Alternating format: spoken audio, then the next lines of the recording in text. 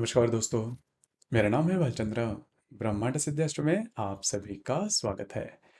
आज के इस वीडियो में हम चर्चा करेंगे कर्क राशि का मार्च 2022 का संपूर्ण राशिफल। कैसे होंगे ग्रह योग, कैसे होंगे ग्रहों के राशांतर और वो आपके राशि पर किस प्रकार से प्रभाव करने वाले हैं, कौन से निर्णय आपको लेने हैं, कौन से निर्णय आपको टालने हैं, सभी के बारे में चर्चा इस वीडियो में हम करने वाले हैं। अपना ये जो चैनल है ब्रह्मांड सिद्धि एस्ट्रो, इस चैनल पर मेष राशि से लेकर मीन राशि तक की जो सभी 12 राशियां हैं, इन सभी 12 राशियों का मार्च 2022 का राशिफल क्या होगा, इस विषय पर वीडियो अपलोड हो रहे हैं। आप इसका आनंद जरूर लीजिए। तो आज के इस वीडियो में हम चर्चा करेंगे कर्क राशि का मार्च 2022 का संपूर्ण राशिफल। शुरुआत हम सूर्य से करेंगे। सूर्य जो ग्रह है, यह सूर्य ग्रह आपके अष्टम भाव में भ्रमण कर रहा है और दिनांक 15 तारीख के बाद यह जो सूर्य है, ये सूर्य आपके भाग्य भाव में भ्रमण करेगा। यह जो सूर्य है, यह आपके राशि का द्वितीय भी है। तो पिछले करीबन 15-20 दिनों में आपने देखा होगा कि पैसे के बारे में थोड़ी किल्लत ज़्यादा बढ़ रही है। पैसे के मामले में प्रॉब्लम कॉम्प्लिकेशन आ रहे हैं या फिर पैसे की इन्वेस्टमेंट नहीं हो पा रही है, अनवांटेड खर्चे वगैरह हो रहे हैं। और दूसरी ज़्यादा महत्वपूर्ण बात, आपके जो वैवाहिक जोड़ीदार है उनके साथ भी आपकी जो हारमनी है, वो जैसा आप चाहते हो उस प्रकार से नहीं हो रही है और आपकी जो राशि है वो फैमिली में ज़्यादा इन्वॉल्व होने वाली राशि है।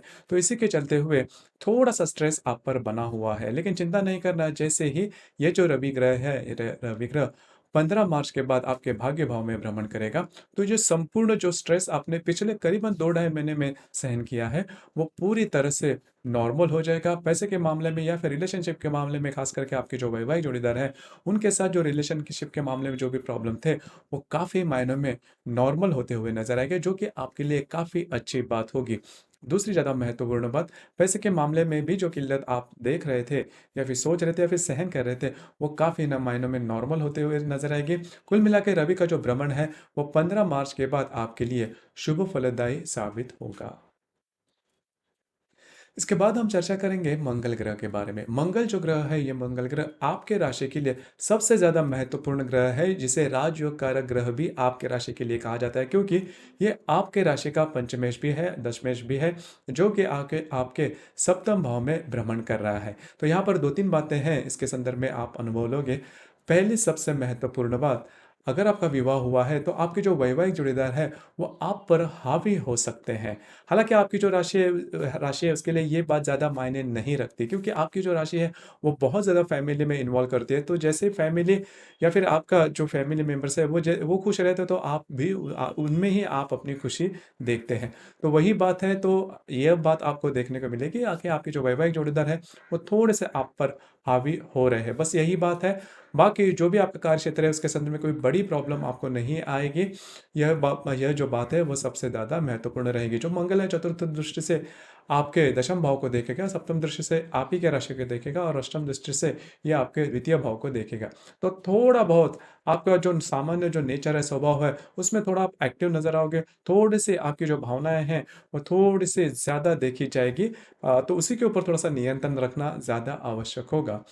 उसी प्रकार अब हम चर्चा करेंगे बुध ग्रह के बारे में। बुध जो ग्रह है, यह बुध ग्रह आपके राशि का अशुभ ग्रह है, आपका व्ययज भी है और तृतीयज भी है, जो कि आपके सप्तम भाव में भ्रमण कर रहा है। यहाँ पर फिर से मैं वही बात कहूंगा कि आपके जो वैवाहिक जोड़ीदार है, उनके साथ आपकी ज़्यादा नहीं जमेगी। छोटी मोटी बातों को लेकर तकरार हो सकती है। जैसे मैंने कहा कि ये जो मंगल का जो राशिफल था, उसमें मैंने कहा कि जो आपके वैवाहिक जोड़ीदार है वो आपके ऊपर हावी हो सकते हैं या फिर हावी होने की संभावना काफ़ी ज़्यादा बनती है। तो इसी के चलते हुए आप दोनों में छोटी-मोटी बातों को लेकर तकरार हो सकती है। हालाँकि आपके जो वैवाहिक जोड़ीदार है, उनके साथ कहीं बाहर घूमना-फिरना भी हो सकता है, लेकिन ये बात ज़्यादा देखी जाएगी। उसी प्रकार अगर आप पार्टनरशिप के बिज़नेस में हैं, बिज़नेस पार्टनर जिसे हम कहते हैं, तो वहाँ पर भी छोटी-मोटी बातों को लेकर तकरार हो सकती है।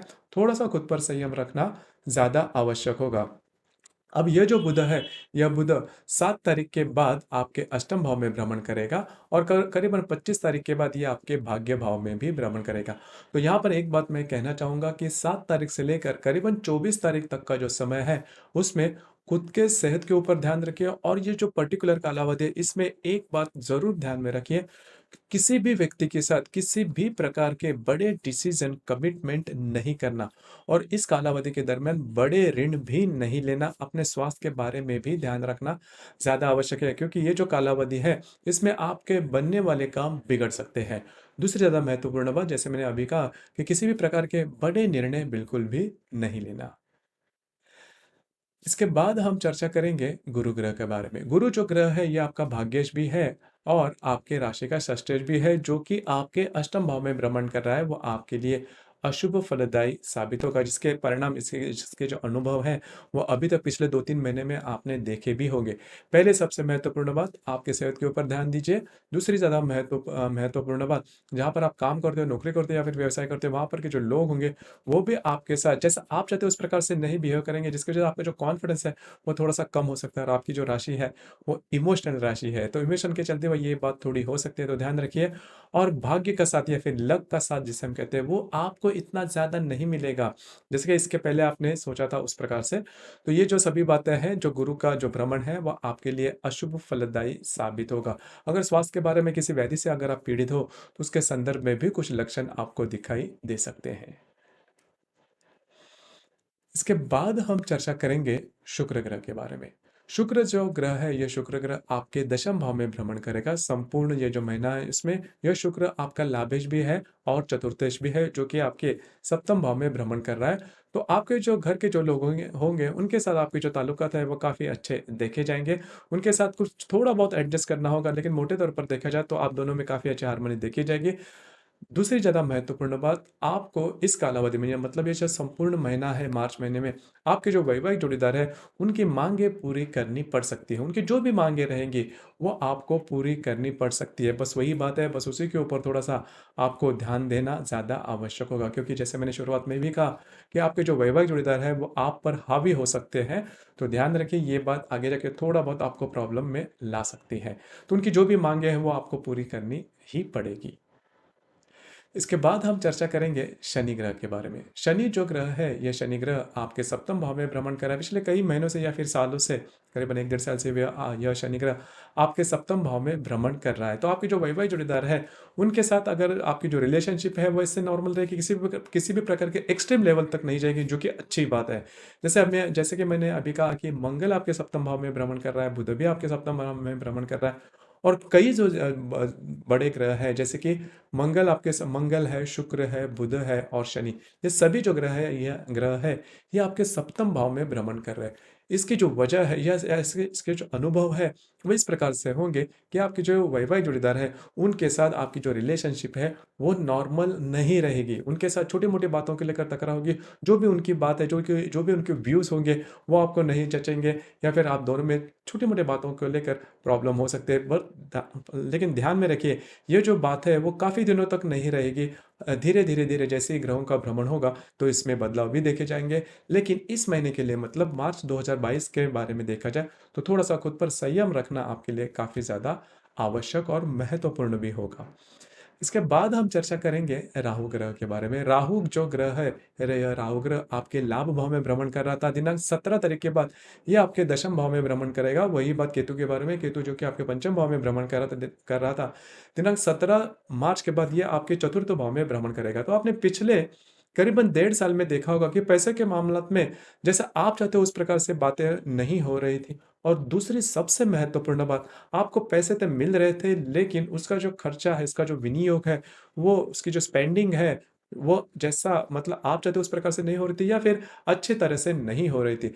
लेकिन यह अभी राहु आपके दशम भाव में भ्रमण करेगा, तो आमदनी के बारे में किसी प्रकार के बड़े प्रॉब्लम आपको नहीं आएँगे। लेकिन आने वाले डेढ़ जो साल है या फिर 18 महीने हैं, उसमें ये जो राहु है, ये राहु आपके दशम भाव में भ्रमण करेगा। तो जो भी आपका कार्यक्षेत्र है उसके संदर्भ में थोड़ा-सा ध्यान दीजिए, और नए अगर कार्यक्षेत्र में अगर आप जाना चाहते हो, तो पूरी तरह से सोच समझ कर उस पे आप एंट्री कर सकते हो। देखिए, राहु का जो बदलाव होगा दिनांक 17 तारीख के बाद, उसके संदर्भ में हर राशि के बारे में स्वतंत्र वीडियो हम लेके आएँगे, उसमें बहुत ज़्यादा डिटेल में बताया जाएगा। लेकिन इस महीने के बारे में अगर देखा जाए, तो ये जो राहु है वह आपके दशम भाव में भ्रमण करने वाला है, अगले करीबन 1.5 साल तक। तो ये थी जो ग्रहों के जो परिणाम है या फिर उनके जो राशांतर है उसके बारे में चर्चा। आपने देखा होगा कि आपके सप्तम भाव में काफ़ी ज़्यादा ग्रह होने के बारे में ग्रह होने की वजह से होगा क्या कि जो भी आपका जीवन है, अगर आप विवाहित हो तो आपके जो वैवाहिक जोड़ीदार है उनसे ज़्यादा जुड़ा होगा या फिर उनका ज़्यादा प्रभाव देखा जाएगा। बाकी तौर पर अगर देखा जाए तो जो विद्यार्थी वर्ग है उनके लिए ये जो महीना है वैसे देखा जाए तो अच्छा होगा, किसी प्रकार के आपके बड़े प्रॉब्लम नहीं आएंगे। बस वही बात है। अब हम चर्चा करेंगे जो ग्रहों योग है उनके बारे में। ग्रह योग का जो परिणाम होता है वो हालांकि 2-3 दिनों के लिए होता है, लेकिन वो मिलता ज़रूर है। वो किस प्रकार का होगा और कौन से क्षेत्र का होगा उसके बारे में भी चर्चा करेंगे। जैसे कि दिनांक 2 तारीख को बुध और शनि की युति होने जा रही है आपके सप्तम भाव में। यहाँ पर देखिए, अगर आप विवाहित हो तो आपके जो वैवाहिक जोड़ीदार है उनके साथ छोटी-मोटी बातों को लेकर तकरार हो सकती है और वो तकरार थोड़ी बढ़ भी सकती है। उनके स्वास्थ्य के बारे में भी थोड़ा-सा ध्यान देना ज़्यादा आवश्यक होगा। ये बात जान लेना। और इसका जो प्रभाव होगा, जैसे मैंने कहा कि इसका जो इस यह जो ग्रह योग है, इसका जो प्रभाव है वो देखा जाएगा 1, 2 और 3 तारीख को। उसी प्रकार दिनांक 5 तारीख को रवि और गुरु की युति होने जा रही है आपके अष्टम भाव में। यहाँ पर भी ध्यान देना ज़्यादा आवश्यक होगा पैसे के मामले में। हालाँकि यह जो ग्रह योग है इसका जो प्रभाव है वह देखा जाएगा करीबन 4, 5 और 6 तारीख को। यह जो दिन है इनमें आपके अनवांटेड खर्चे वगैरह हो सकते हैं, तो ध्यान रखिए। उसी प्रकार आउट ऑफ द वे जाके काम बिल्कुल भी नहीं करना। जिसे हम कहते हैं कि सीधी उंगली से अगर घी नहीं निकलता तो उंगली टेढ़ी करनी पड़ती है। तो टेढ़ी उंगली वाली जो बात है वो बिल्कुल भी नहीं करना, आप उसमें पकड़े जाने की संभावना काफ़ी ज़्यादा बनती है। उसी प्रकार मंगल और शुक्र की युति भी होने जा रही है आपके सप्तम भाव में। मंगल जो कि आपका पंचमेश है और आपका दशमेश भी है, और शुक्र जो कि आपका चतुर्थेश और लाभेश भी है। इनकी जो युति है यह युति आपके सप्तम भाव में होने जा रही है। उसका जो प्रभाव है वो 5, 6 और 7 तारीख को देखा जाएगा। तो यह जो दिन है इसमें आपके जो वैवाहिक जोड़ीदार है उनकी जो भी मांगे रहेगी वो आपको पूरी करनी पड़ सकती है, तो ध्यान रखिए। हालांकि इन दिनों में अगर आप शेयर मार्केट से डील करते हो तो कुछ अच्छे लाभ वगैरह होने की भी संभावना काफ़ी अच्छी बनती है। उसी प्रकार नेपच्यून और रवि की युति होने जा रही है आपके अष्टम भाव में। और यह जो ग्रह योग है इसका जो कालावधि है वो 12, 13 और 14 तारीख को होगा। इस कालावधि में आपको पैसे के मामले में चीटिंग वगैरह होने की संभावना ज़्यादा बनती है। तो अगर ऐसी कोई बात होती है तो ध्यान रखिए, थोड़ा-सा खुद पर संयम रखना आपको ज़्यादा आवश्यक होगा। उसी प्रकार बुध और गुरु की भी युति होने जा रही है आपके अष्टम भाव में। ये जो कालावधि है 20, 21 और 22 तारीख को होगा। इस कालावधि में किसी भी प्रकार के बड़े निर्णय बिल्कुल भी नहीं लेना, किसी को कमिटमेंट देना, प्रॉमिसेस करना या फिर पैसे के मामले में किसी प्रकार की ट्रांजैक्शन करना, बड़ी ट्रांजैक्शन जो कि रिस्की है, बिल्कुल भी नहीं करना। उसी प्रकार नेपच्यून और बुध की युति भी होने जा रही है आपके अष्टम भाव में। अब यहाँ पर देखिए, ये जो पर्टिकुलर एस्पेक्ट है या फिर योग है, इसमें आपको फंसने के चांसेस काफ़ी ज़्यादा बनते हैं। इसका जो प्रभाव है वो 22, 23 और 24 तारीख को देखा जाएगा। इस कालावधि के दरमियान अगर ट्रैवलिंग करनी है या फिर कहीं बाहर घूमना फिरना है तो अगर आप टाल सको तो टाल टाल देना काफ़ी अच्छा होगा, क्योंकि आगे जाके इसके जो परिणाम हैं वो अच्छे नहीं रहेंगे। और दूसरी ज़्यादा महत्वपूर्ण बात, आपके जो वैवाहिक जोड़ीदार होंगे उनके स्वास्थ्य के बारे में भी प्रॉब्लम इस कालावधि में देखे जा सकते हैं। इसका जो प्रभाव मैंने जैसे कि कहा, यह जो प्रभाव है वो करीबन 22, 23 और 24 तारीख को देखा जाएगा। उसी प्रकार इस महीने की जो अमावस्या है वो 2 मार्च को है और जो पूर्णिमा है वो 18 मार्च को है। पूर्णिमा और अमावस्या के बारे में अगर देखा जाए, इन 2 दिनों के बारे में अगर देखा जाए तो रवि और चंद्र का जो आकर्षण होता है पृथ्वी के प्रति, वह इस कालावधि में ज़्यादा देखा जाता है। इसकी वजह से हमारी जो भावनाएँ होती है वो काफ़ी तीव्रतम देखी जाती है, और अगर आपकी भावना तीव्र है तो लिए जाने वाले जो निर्णय हैं वो भी चूकने की संभावना काफ़ी ज़्यादा बनती है। तो यह जो 2 दिन है, 2 मार्च और 18 मार्च को, किसी भी प्रकार के बड़े निर्णय, बड़ी कमिटमेंट, प्रॉमिसेस, ट्रांज़ैक्शन जो भी काम है जो कि रिस्क से ज़्यादा रिलेटेड है, इसके बारे में आप पूरी तरह से एश्योर्ड नहीं हो, इस प्रकार के निर्णय बिल्कुल भी नहीं लेना। तो दोस्तों, ये था कर्क राशि का मार्च 2022 का संपूर्ण राशिफल। आपको ये राशिफल कैसे लगा? आपने किस प्रकार से अनुभव किया? नीचे कमेंट बॉक्स में ज़रूर कमेंट करना, और अपना जो चैनल है ब्रह्मांड सिद्धि एस्ट्रो, इसे भी लाइक, शेयर और सब्सक्राइब ज़रूर करना। धन्यवाद।